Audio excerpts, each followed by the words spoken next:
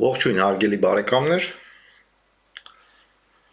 Հայաստանի Հանրապետության իշխանությունը որոշել է մինչև վերջին խազը, այսպես ասած, Հայաստանի Հանրապետությունը դե ֆակտո հանրապետության ինստիտուտները լուծարել, տրաքացնել, ինչի մասին է խոսքը։ Փաստացի նրանք դա արել են, Հայաստանի Հանրապետության իշխանությունում գտնվող խմբակը չունի պոտենցիալ եւ դե ֆակտո չի կառավարում պետությունը։ Բայց գնանք ավելի մանրամասն։ Հայտարարագիր, գույքահարկ, շրջարկ, բանակ, տոտալ կոռուպցիա։ Եվ իհարկե, այս ամեն ինչի մեջ ես վերջում կասեմ, թե որտեղ եմ ես տեսնում ելքը։ Կզարմանաք, բայց այլ ելք այս պահին ես չեմ տեսնում եւ դա քաղաքական համակարգ չի։ Հերթով հայտարարագիր մինչև 300,000 դրամը չի հայտարարագրվում, մինչև 300,000 փոխանցումները թեկուզ օրվա մեջ լինեն 20 հատ հայտարարագրման ենթակա չեն, սա ասեց Նիկոլ Փաշինյանը Արժանբյոնից, բայց Հայաստանի Հանրապետության մեդիա դաշտում կան մի քանի հոգի, որոնք փորփրել են, մասնավորապես կարծեմ Նաիրի Սարգսյան, հա, շատ մատչելի տեսանյութ է ներկայացնում, որտեղ հետևյալ բացահայտումներն էի այդ գալիս։ Մինչև 300,000 դրամ փոխանցումները հայտարարագրման ենթակա չեն, ստորակետ, եթե ու մի հատ մեծ շարան է եթեների տակ։ Այսինքն փաստացի դա հայտարարագրման ենթակա է եւ հարկման դաշտ է ընկնում։ Ինչ է ուզում սրանով անել Նիկոլ Փաշինյանը, Հայաստանի Հանրապետության բյուջեն եւ արտաքին պարտքը սպասարկելու համար նա ուզում է այդ փողը ժողովրդից մեզնից վերցնել այն պայմաններում, երբ որ մարդիկ նու գոնե 30%-ը ժողովրդի լեզվով ասած ծերը ծերին հազիվ են հասցնում, դրսից տրանսֆերտներով, ինչ-որ ներսում չփաստաթղթավորված ինչ-որ գործերով, մեկը շինարարություն անում, մեկը ստիաշկայանում, չգիտեմ, մեկը պատեշարում, մեկը մաթեմե պարապում եւ այլն եւ այլն։ Այս ամեն ինչը մտցնում են հայտարարագրման դաշտ, որպիսի հանկարծ իրենց հասանելիք փողերը չպակասեն։ Վերջում փաստարկներով կասեմ ինչի մասն է խոսքը։ Գույքահարկ։ Այս հանճարները ճակերտավոր ասում են կենտրոնում ապրողը թող իր տունը վարձով տա, գնա ծայրամասում ապրի, կամ էլ թող ծախի գնա, եթե չի կարող գույքահարկը մուծել։ Պարոն քաղաքացի Փաշինյան, դու տեղյակ ես, որ դու ոտնահարում ես մարդու սեփականության իրավունքը։ Այսինքն ուղղակիորեն դու իրանից տունը չես վերցնում, բայց դու ստեղծում ես անհաղթահարելի պայմաններ, օրինակ կենտրոնում բնակվող թոշակառուի համար, որպեսզի ինքը իր սեփականությունից զրկվի։ Ծախել, ուրիշ տեղ առնել եւ այլն, դա նույնպես զրկվել է։ Այսինքն դու դրդում ես, պետությունը դրդում է քաղաքացուն իր սեփականությունից զրկվելու։ Սա, ինչքան ես գիտեմ, խախտում է մարդու սեփականության իրավունքը, որը իբր թե սրանք որդեգրել են որպես արևմտյան արժեքների եւ կոնստիտուցիայի, չգիտեմ, մարդու հիմնարար արժեքներից մեկը։ Սա գույքահարկի մասով։ ՓՄԾ-ների շրջարկի մասին 5-ից 10% դառնալու մասով ինչ է անում խմբակը իշխանությունում, էլի փոխանակ պետությունը ստեղծի պայմաններ, որպեսզի 5%-անոց շրջարկով ՓՄԾ-ները շատանան, այս մարդիկ որոշել են էլի քերել ժողովրդի լեզվով ասած փոքր ու միջին բիզնեսի փողերը, բայց խոշոր բիզնեսին ոչ մի բան։ Խոշոր բիզնեսի աստիճանավոր հարկումը բարձրացրա։ Կամ մտցրա օրինակ տարբերակ, երբ որ արտահանվող ապրանքները քիչ են հարկվում, որը փաստացի արտարժույթ է բերում Հայաստան, իսկ ներսի շուկայում սպառվող ապրանքները, օրինակ սուպերմարկետի հարկի, օրինակ հարկի Նարեկ Նալբանդյանին իր ծիրաններով ու թութերով, չգիտեմ, օրինակ հարկի սիթիներին ավելի շատ։ Ինչև է, սա ես ոչ թե ասում եմ էս արեք որ լավ լինի, ես դες պատմում ինչ է անում իշխանությունը, ինչի Հայաստանի Հանրապետությունը փաստացի դե ֆակտո այլևս պետության ֆունկցիաներ չի կատարում։ Բանակ անվտանգություն ոչ մեկի համար գաղտնիք չի, հա, թե ինչ ՊՆ, ինչ ԳՇՊետ եւ ինչ գերագույն գլխավոր հրամանատարի տակ եք դուք պատրաստում ձեր երեխաներին ուղարկել բանակ։ 20 թվի 5000 զոհված երեխեքից հետո ես զարմանում եմ Հայաստանի Հանրապետության ծնողների արիությանը, որ վստահում են իրենց երեխուն պահեն մեծացնեն 18 տարի, վստահ են օֆիցեր դանակահար, սպա դանակահարած ՊՆ-ին, ժուրնալիստի վրա հողորտացող թե զենք վերցրա գնանք ջերմուկն ազատենք ԳՇՊետի, Արցախից, Հադրութից հայրենիք գործածի պեր, իդեպ որի կինն ու երեխեքը Ռուսաստանի քաղաքացի են, եւ գերագույն գլխավոր հրամանատարի դերը տանող մարդուց, որը բանակում չի ծառայ եւ որի թիմը 90%-ը բանակից փախած են։ Ինչ-ինչ պատճառներով։ Մեկը փողով հիվանդացել է, մեկը փողով գիտնական է դարել եւ այլն եւ այլն եւ այլն։ Իդեպ էս փախնելու process-ները տեղի են ունեցել այս իշխանությանը պատրաստած, ընդդիմություն սարքած եւ իշխանություն սկուտերի վրա հանձնած, հա, երրորդ նախագահի իշխանության օրոք։ Զենքերի առումով ես վերջերս կարդում էի մի հոդված հնդկական զենքերի մասին, ինձ հետաքրքրեց վերլուծություններ բավականին լավ։ Եվ ինչ է ստացվում։ Հնդկաստանից հիմնական զենք գնողները Հայաստանն ու Շրի Լանկան են, Ցեյլոնը։ Սա ես խոսում եմ հրետանային համակարգերի մասին։ Իդեպ այս զենքը զիջում է ռուսական զենքին, համատեղ արտադրությամբ հրթիռները, գերձայնային բրամոսները ավելի լայն սպառում ունեն այլ երկրների շուրջ, բրամոսներն էլ ռուս-հնդկական համատեղ արտադրություն են։ Այնպես որ եթե հանգարց սրանք ձեր ականջին կփորձեն լապշա կախել, որ հնդկական զենքը ման սենց ունեց, հա, փորփրեք, կարդացեք հոդվածները։ Տոտալ կոռուպցիա։ Շին թույլտվությունները Երևանում, սուբվենցիոն ծրագրերի փոշիացումը, հա, ռասպիլ ռուսերեն ասում են։ Մարզերում, օրինակ Շիրակի մարզում սուբվենցիոն ծրագիր ստացող անձը, սուբվենցիոն ծրագրով տենդեր շահած ասֆալտապատող անձը կաշառքի վրա մարզպետարանի բռնվել էր, դատարանում 30 միլիոն դրամ գրավով ազատ էր արձակվել, եթե թվերը չեմ խառնում, եւ ամնայի ֆոնդերին էլ փող էր փոխանցել։ Սա Գյումրիում շրջանառվող խոսակցություններն են։ Իդեպ Գյումրիու նորընտիր քաղաքապետը շատ լավ գիտի ում մասին է խոսքը, խոսք գնում է Ադամյան Արտակի մասին, որը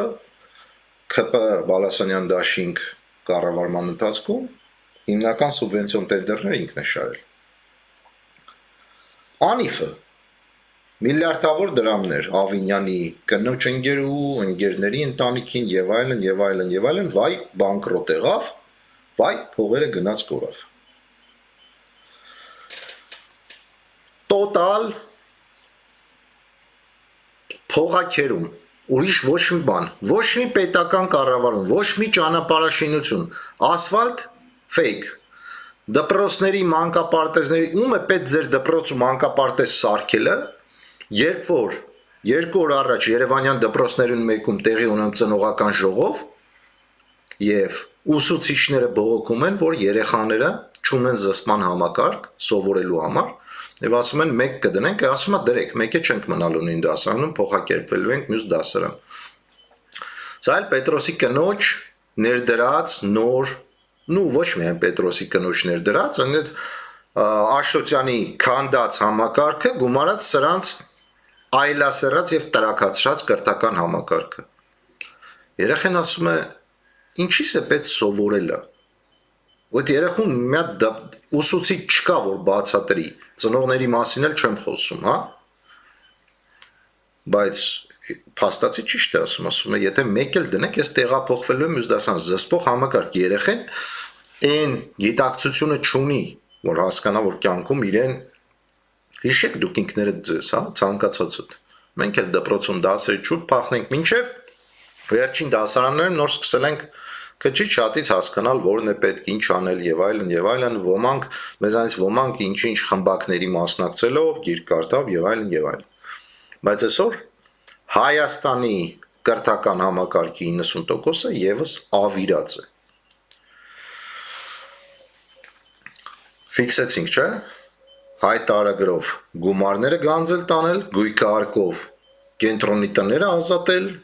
զրկել, էլի փող տանել, որ իրենց փողը չպակասի, շրջարկով փոքր միջին բիզնեսը փաստացի մերցնում են,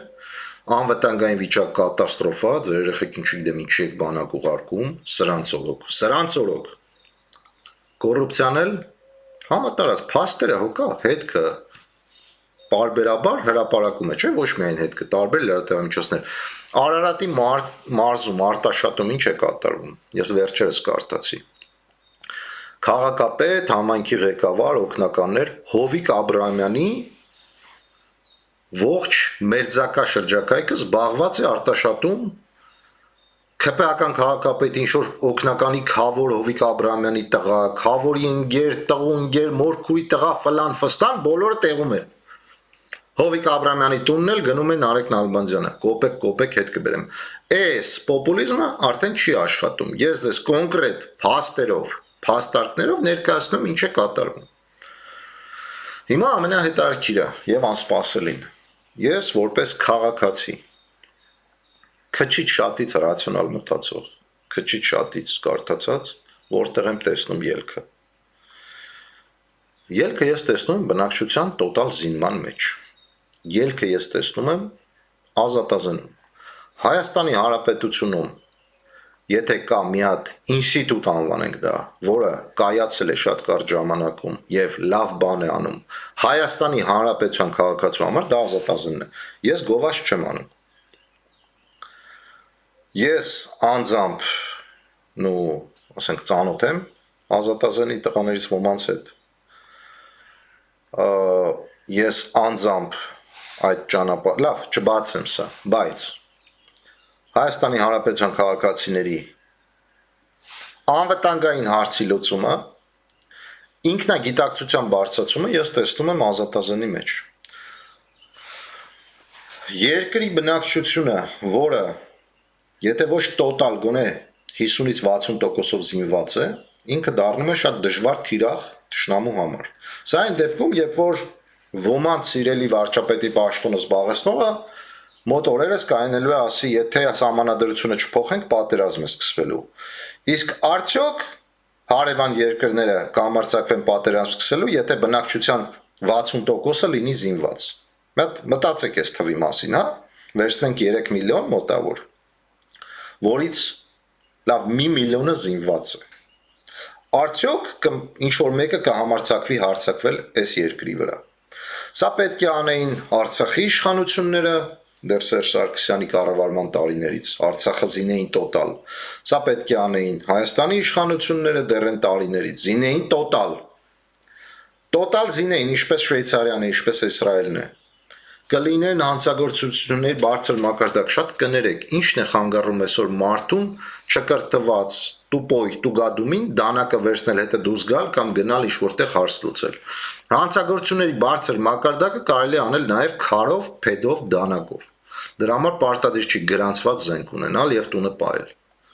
Բայց քարով, փեդով, դանակով դու հարևանին չես կանգնեցնի։ Չգիտեմ, սա ես ոչ մի անձնական շահ չունեմ։ Ես ունեմ անձնական շահ ազատազենից։ Դա այն կառույցն է, որը ինձ հնարավորություն է տալիս պարապել, հանձնել քննություն եւ առնել զենք։ Ոչ մի զենք, մի քանի զենք առնել, տան անդամների քանակով ունենալ զենքեր եւ փամփուշտներ, բայեպրիպաս, այսպես ասած։ Եվ նմանատիպ, եթե Հայաստանի բնակչության 33%-ը այդ ամեն ինչը ունենա իր տուն, ես շատ կասկածում եմ, որ նախ իշխանությունը իրանց զգաստ կպահի։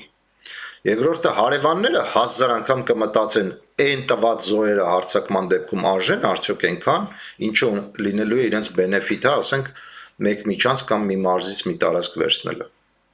Սյունիքը վաղուց պետք է տոտալ զինված լիներ, բայց սրանք վախ ունեն։ Սրանք պարտավորություն ունեն, համենայն դեպս սրանց քայլերը ցույց են տալիս, որ սրանք գործում են այլ պետությունների շահերից թշնամակը։ Սիրելի ժողովուրդ, հայտարարագիր, գույքահարկ, շրջարկ մի մուծեք։ Նու շրջարկը բարդ է, եթե մարդիկ աշխատում են դեղ տուգանքների բանը, բայց հայտարարեք իր գույքը արք։ Եթե դուք հասկանում եք, գիտակցում եք, թե ինչի համար է դա արվում, թող առաջնահերթ իրենց թալանած, մսխած, ուզում եք ասեք տգիտությամբ ծախսած բանկրոտի ենթարկած փողերը հետ բերեն դնեն բյուջե, թող իրենք հələ հարկվեն, մի հատ հասկանանք այդ մարդիկ իրենց հայտարարագրերմություն միլիարդավոր փողեր են ԱԳՆ-ով, Պապիկյանով տներ են առնում, այդ որտեղից է ինչ աշխատանք վարկենք, լուրջ իա իրոք կասեր դասական։ Եվ այս ամենի լուծումը ես տեսնում եմ ժողովրդի տոտալ զինման մեջ։ Գնացեք ազատազեն, քննությունը կա համացանցում տեսական, ես ինքս հանձնել եմ, 10-ից 8 հարցի ճիշտ պատասխանելը բարդ բան չի, մի քիչ լոգիկա, մի քիչ տրեյնինգ պարապել։ Գործնականի համար գնացեք մի ամիս ազատազենում, 8 անգամ պարապեք, սովորեք, գնացեք, հանձնեք գործնական քննությունը, գնեք այդ ձեզ վերջի վերջո փրկող 400,000-ը 300,000 դրամ արժողությամբ զենքը, ոչ թե, ասենք, էլեկտրոկարի համար կտակ, չէ 15-20-30,000 դոլար, հարցակման դեպքում կթողեք թուրքին, լավագույն դեպքում կնստեք կգնաք, բայց զենքին չեք տա, ասենք, նոր տարվա ծախսին 300,000 դրամ կծախսեք, չէ, որ ուտեք, չաղանակ, հիվանդանակ, բայց զենքին չեք տա, թողենք մի կողմ, որ պետությունը պետք է սուբսիդավորեր զենքի ձեռքբերումը, բայց չունենք մենք իշխանություն, հասկանում եք, ժողովուրդ չունենք, անտեր ենք, լավ, իշխանություն չունենք, խելքել չունենք, որ մենք մեզնով հասկանանք, որ մեր այսօրվա իրավիճակից դուրս գալու սկզբնական քայլը տոտալ զինումն է, որը փառք Աստծո հասկանալով թե չհասկանալով օրենքն ընդունված է, կարգն էլ կա, գնացեք ազատազեն, պարապեք քննությունը հանձնեք, այդ անտեր զենքը առեք, որ վաղը ձեր երեխեքին չառնեք, ու սա արցախցիներին է վերաբերում նաև։ Դուք դա անցել եք այդ ամեն ինչի միջով, դուք դա ձեր տունը կորցրել եք։ Ժողովուրդ, գոնե դուք գնացեք օրինակ ծառայեք, սկսեք տոտալ զինվել։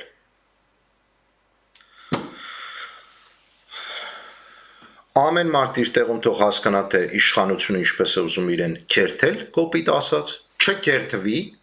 չենթարկվի եւ զինվի, որպեսզի գոնե դուք մի դրեք հույսեր պետության ու բանակի վրա, ես բանակին վատ բան չեմ ուզում ասեմ, բայց բանակը առաջին հերթին իր ղեկավարությունն է, իսկ ով է բանակի ղեկավարությունը, սպա դանակահարածը, ժուրնալիստի հետ ջերմուկ գնացողը եւ դասալիկ, սա է բանակի ղեկավարությունը, դուք հույսեր դրեք ձեր վրա, գնացեք պարապեք այդ անտեր զենքը առեք դրեք ձեր տունը, չգիտեմ, ինչքան մարդ կդիտի, ես կխնդրեմ, որ տարածեք ու գնացեք ժողովուրդ, խնդրում եմ ես ձեզ եւ հորդորում եմ, գնացեք քննությունը հանձնեք, այդ զենքը առեք, այդ անտերն առեք, դրեք տունը եւ պարբերաբար պարապեք։ Սա է այսօրվա դրությամբ ամենաարագ, ամենակարճ լուծումը այս իրավիճակը կանգնացնելու Այս եկող ճնշումը հարևանների թշնամական կանգնացնելու, սա է լուծումը։ Թող օֆիցիալ թվեր հայտարարվի, որ Հայաստանի բնակչության 350,000-ը զինված է եւ ոչ մեկ զենքով, մի քանի զենքով եւ բավականաչափ փամփուշտներով եւ ռազմամթերքով։ Թող օֆիցիալ թվեր հայտարարվի։ Դա զսպող մեխանիզմ կլինի։ Չգիտեմ ինչքանով կարողացա տեղ հասցնել մեսեջս, բայց ես սա շատ կարեւոր եմ համարում եւ հուսով եմ գոնե 10 հոգի ես տեսանյութից հետո կգնա ազատազեն 10-ն էլ կտարածի, մյուս 10-ը կգնա ամեն տարածածից։ Շնորհակալ եմ ձեզ։